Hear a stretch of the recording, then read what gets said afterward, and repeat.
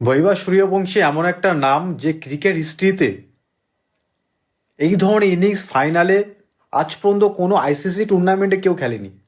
175 80 বলে 15টা ছয়, 15টা চার, মানে না দেখলেই মিস।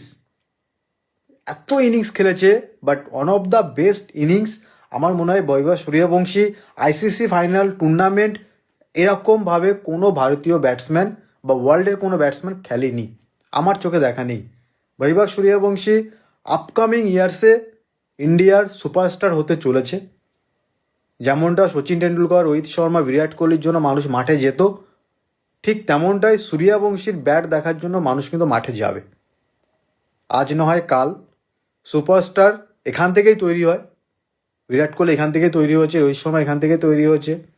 তো আন্ডার 19-এ অনেক প্লেয়ার দেখেছি, বাট সূর্যবংশী নাম্বার 1।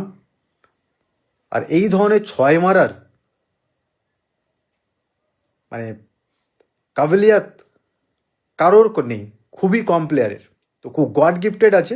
ইন্ডিয়া খুব তাড়াতাড়ি খেলবে, দেখা যাক।